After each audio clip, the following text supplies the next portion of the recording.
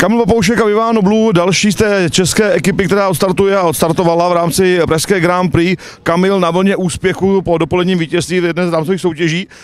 Vlna úspěchu se úplně nezopakovala v rámci Grand Prix. Bohužel je to tak, já si to úplně nebudu vysvětlit, protože Vivano skákal celý víkend tady, nebo celý týden výborně, ve čtvrtek šel čistě, včera šel těžkou 150, myslím si, že to nebylo o moc lehčí než dnešní Grand Prix. Super se mi povedlo opracovat, nastupoval jsem do toho, že můžu někde udělat jednu lehkou, dvě chybky, ale nevím, nějak se asi špatně vyspal a už od startu se mu úplně nechtělo odstartovat, tak tím se to celý narušilo a pak už jsem moc tlačil a už vlastně ten parkour byl tím pádem úplně ztracený. Pojďme trošku blíž rozebrat právě ten úvodní karambol ještě před startem vlastně, kdy Vivano se rozhodl, že půjde ven z kolbiště a nechal se chvilku přemlouvat. Nevím, nikdy mi to neudělal, je možný, že včera šel vlastně 2 parkoury, rozeskakování, že už toho na něj bylo tenhle týden hodně, i když já ten pocit jako nemám, ani na opracovišti se neměl, skákal fakt uvolněně, ani jednou se nedotkl, žádný karambol nebyl, skákal výborně, ale měl nějakou možná špatnou vzpomínku na včerejšek a možná to byl ten poslední skok, ta chyba v rozeskakování, nevím, prostě dneska mu to nesedlo.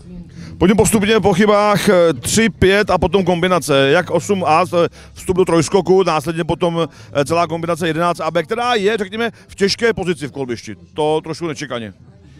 Pro mě absolutně v těžké, protože Vivano jde jak k východu, tak ještě na levou stranu, takže ten levobrat pro mě byl úplně těžký a za normálních okolností bych vzdal ten parkour už trochu dřív, ale chtěl jsem právě kvůli jeho poslušnosti ještě si tuhle kombinaci skočit a potom teprve ten parkour ukončit.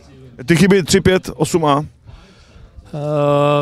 Trochu mě táhnul, tak jako víc, vůbec jsem se nedostal ke kloudnému ježdění, tak mě vlastně vezl proti tomu skoku, já jsem si nemohl nic moc dělat. Prostě to bylo od začátku narušený a už nebylo cesty zpátky, tam se nedalo s tím nic udělat. Nicméně celkové hodnocení působení tady v Praze. 4 náročné závodní dny za, řekněme, extrémního počasí.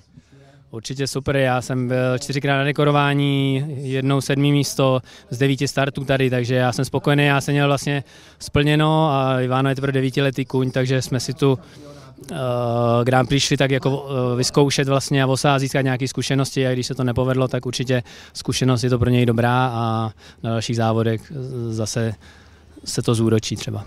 Díky a se daří. Děkuju.